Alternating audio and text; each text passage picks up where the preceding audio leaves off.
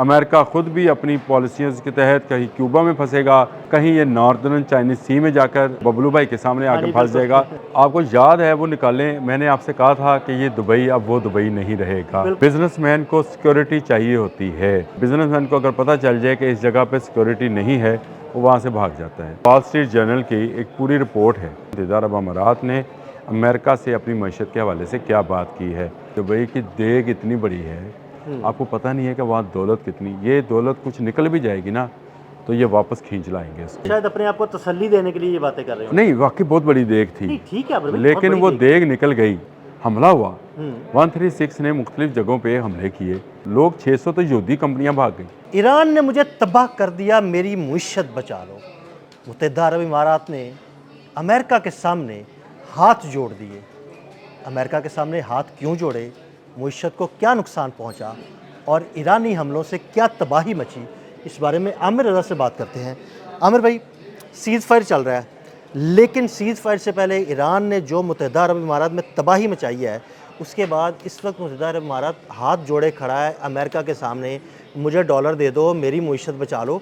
ये सारा कुछ क्या है? अच्छा, ये पहली बात तो ये है कि जब ये जंग का आगाज़ था बिल्कुल, और जब पहला शाहिद 136 गया था, आपको याद है वो निकालें, मैंने आपसे कहा था कि ये दुबई अब वो दुबई नहीं रहेगा। बिल्कुल आपने यही कहा। ये मुत्तहिदा अरब अमारात अब वो मुत्तहिदा अरब अमारात नहीं रहेगी, क्योंकि बिजनेसमैन को सिक्योरिटी चाहिए होती है, और बिजनेसमैन को अगर पता चल जाए कि इस जगह पे सिक्योरिटी नहीं है, वो वहाँ से भाग जाता है। अब यही हुआ।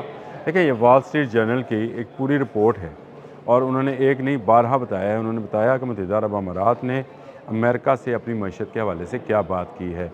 मैं जब महफ़िल्स में बैठता, मुख्तलिफ लोगों में मुलाकात होती थी, तो एक शख्स थे जिनका कारोबार जो था वो दुबई से रिलेटेड था। तो उन्होंने मुझे कहा कि दुबई की देग इतनी बड़ी है, ये जो तुम खड़े होकर बातें करते हो ना, ये देग ख़त्म होने वाली नहीं, आपको अंदाज़ा नहीं है शायद, आपको पता नहीं है कि वहाँ दौलत कितनी, ये दौलत कुछ निकल भी जाएगी ना तो ये वापस खींच लाएंगे इसको, ये इनका जहन है। अब ऐसे लोगों को क्या कहा जाए, क्योंकि उन बेचारों के कारोबार हैं, और वो अगर ये बात ना करें वहाँ पे, शायद अपने आप को तसल्ली देने के लिए ये बातें कर रहे हो। नहीं, वाकई बहुत बड़ी देग थी, ठीक है, लेकिन वो देग निकल गई। देखा ना, हमला हुआ, 136 ने मुख्तलिफ जगहों पे हमले किए, इनको समझ आ गई लोगों को, लोग 600 तो यहूदी कंपनियां भाग गई। आमिर भाई, मेरी बात सुने, ये बड़ी सिंपल सी बात है। एक जगह पे मैंने इन्वेस्टमेंट की है, फॉर एग्जांपल एक हाउसिंग सोसाइटी है, मैंने वहाँ पर इन्वेस्टमेंट किया, प्लॉट ले लिया है, लेकिन मुझे पता लगे कि जनाब वहाँ पर चोरी, डकैती, राहज़नी, इस तरह के मामलात हैं, तो मुझे सिक्योरिटी अगर वहाँ पे नहीं मिलेगी तो क्या मेरी इन्वेस्टमेंट वहाँ पे डूबेगी नहीं? और आप औने पौने बेच रहे होंगे। इस वक्त वहाँ प्रॉपर्टी की कीमत गिरती चली जा रही है, उनको मईशत के सहारा के लिए। वॉल स्ट्रीट जर्नल की स्टोरी है, मेरी नहीं है। ऐसे ही मैं तो शुरू के दिनों में कहता था कि मैं आपसे दो चीज़ें अभी भी आपको कहता हूँ, आप भूल जाएं 28 फरवरी से पहले वाली आपने हमस, बिल्कुल इस पर टॉल ईरान ले या अमेरिका ले, देंगे अब टॉल ही। आप सूरत, अच्छा 28 फरवरी से पहले आप यही कह रहे थे कि अमेरिका यहाँ से जगह टॉल प्लाजा बनाना चाहता है, वो जहाज़ गुजरेगा जो देगा। ईरान ने उस चीज़ को गलत, 40 दिन की जंग, अब ये गए हैं कि अगर ये जंग लंबी होती है तो हमारे पास इन्वेस्टर्स नहीं आएगा। दिलचस्प बात आपको दोबारा बताऊँ, यहाँ पे दोनों सुपर पावर्स फिर क्लैश करने लगी है। अच्छा, मुत्तहिदा अरब अमारात जो है वो वॉल स्ट्रीट जर्नल में की स्टोरी के मुताबिक वो ये कह रहे हैं कि हमें युआन में करने दें। इसका ना एक और एंगल जो मैं आपको बताने जा रहा हूँ वो ये है कि ये सिर्फ तिजारत नहीं है, तेल नहीं है, ये अमेरिका की बालादस्ती खलीजी ममालिक में ख़त्म होने का सिग्नल है।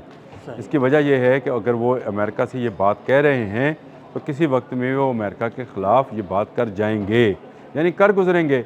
और उसके बाद आपको जो अमेरिकी अड्डे नज़र आते हैं, यहाँ पर आपको चाइनीज़ अड्डे भी नज़र आएंगे। नज़र आ गया सबको, पूरे मुत्तहिदा अरब अमारात को, कि अमेरिका उनकी हिफाजत नहीं कर सका। बिल्कुल ऐसे ही अमेरिका ना सिर्फ उनकी हिफाजत नहीं कर सका, बल्कि अपने बगल बच्चे इसराइल की हिफाजत नहीं कर सका। और वहाँ पे इसराइल के अंदर हज़ारों बिल्डिंग्स टूटी पड़ी हैं। ये स्टोरी बाद में आप करनी होगी तो कर लीजिएगा। वो भी एक स्टोरी है कि इसराइल की मईशत कहाँ जाएगी, इसराइल की मईशत कहाँ जाएगी। लेकिन इस वक्त ज़ेर बहस जो है हम दोनों के दरमियान, वो मुत्तहिदा अरब अमारात है। और मुत्तहिदा अरब अमारात अब दोबारा वो अमारात नहीं रहेगी। वो पाम बीचेस जो हैं, वो जजीरे जो हैं, इनकी अपनी आबादी कुछ लाख पे है और 90 लाख के करीब वहाँ पर गैर मुल्की रहते थे। ये सारे खौफ का शिकार हुए हैं। इसमें बहुत बड़ा नुकसान पाकिस्तानियों का भी होगा, मैं ये भी समझता हूँ। हाँ जी, पाकिस्तान मैं की जो बड़ी आपसे कह investment रहा है है कि वहाँ लोग बहुत कहते थे, एक कंपनी के बंदे ने मुझे ये कहा भी, तो वहाँ इतनी बड़ी देग है। देखें जब खौफ आता है ना, खौफ, वहाँ पे ज़्यादातर इन्वेस्टमेंट किन की थी? यहूदी कंपनीज की। ये जो 600 यहूदी वहाँ से भागे थे जहाज़ बुक करा के, ये अपनी कंपनीज भी साथ, वो इसराइल में भी नहीं ठहरेंगे। इसराइल ने भी पाबंदी लगाई थी, यूरोप अमेरिका की तरफ भाग जाएंगे। वो चले जाएंगे। आपको मैंने बताया था जजीरे ख़रीदना चाह रहे हैं वो जजीरे ख़रीदेंगे, वो वहाँ चले। देखें पैसा जो है वो शिफ्ट करेगा, और पैसा शिफ्ट करते हुए आपकी बंदरगाहें भी आबाद होंगी। यानी हमारी पोर्ट कासम है, कराची पोर्ट है, यहाँ ग्वादर पोर्ट है, ये भी आबाद होंगी इसी से इंशाल्लाह। मैं ये नहीं कहता हूँ कि ये बर्बाद हो जाएं और ये नहीं होगा, लेकिन इनकी वो पहले वाली हैसियत जो है वो दोबारा नहीं आएगी। इस खत्ते के अंदर ये ठाठैया जो है ये अब लगा रहना है। अब चाइना के भी इंटरेस्ट इसमें बढ़ते चले जा रहे हैं, और अगर वॉल स्ट्रीट जर्नल की ये स्टोरी जो है, इसके मुताबिक मुत्तहिदा अरब अमारात ने अमेरिका को बता दिया है कि चाइना से हम युआन में करना चाह रहे हैं ट्रेड, तो फिर ईरान भी इसके दरमियान में नहीं आएगा। यानी ईरान तो उस ट्रेड में दरमियान में आएगा जो कि अमेरिका के साथ या पेट्रो डॉलर में कर रहे होंगे। जब उसको पता होगा कि चीन के साथ कर रहे हैं और चाइना के साथ हो रही है, तो बिल्कुल वो उसको तो इसमें फ़ायदा है, सेफ वे भी देगा, वे देगा। अब ये जीसीसी को अगर समझ आनी शुरू हो गई है, तो मेरा ख्याल है कि आने वाले दिनों में चीन जो है उसकी मुदाखलत बहुत ज़्यादा बढ़ जानी है, ना सिर्फ मईशत में, तजारत में, बल्कि अस्करी तौर पर भी। और ये ख़त्ता जो है अब मेक शिफ्ट करने जा रहा है। वो जो वर्ल्ड ऑर्डर की, कल भी एक भाई ने मेरे साथ बात की, उन्होंने वर्ल्ड ऑर्डर की बात की थी, तो मैंने उनको कहा कि मेरी अपनी थ्योरीज़ होती हैं, मैं अब सोचता ज़्यादा हूँ। हमने न्यू वर्ल्ड ऑर्डर की बात की थी कि न्यू वर्ल्ड ऑर्डर चाइना लिखेगा, एक हमने वीलॉग भी किया। हाँ, ये वीलॉग किया था ना कि चाइना लिखेगा, और उसमें मेरी थ्योरी बिल्कुल सही है कि चाइना वो कौम है जिसको अल्लाह ताला ने अभी तक मौका नहीं दिया वर्ल्ड ऑर्डर बनाने का। बाकी सब ने बना लिया, चाहे वो यूनानी थे, चाहे वो मुस्लिम्स थे, चाहे वो मंगोलियंस थे, चाहे वो अमेरिकन हैं, चाहे वो रशियंस हैं, सब ने अपना अपना वर्ल्ड ऑर्डर लिखा। अगर किसी कौम ने नहीं लिखा है तो वो चाइनीज़ हैं। तो अब चाइनीज़ जो हैं वो, क्योंकि अमेरिका को फंसा चुके हैं, कहीं वो वेनेजुएला में फंसा पड़ा है, कहीं वो यहाँ पर, अमेरिका ख़ुद भी अपनी पॉलिसीज़ के तहत कहीं क्यूबा में फंसेगा, कहीं ये नॉर्दर्न चाइनीज़ सी में जाकर अपने वो बबलू भाई के सामने आकर फंस जाएगा। तो ये फंसता चला जाएगा, चाइना इसका फ़ायदा उठाता चला जाएगा।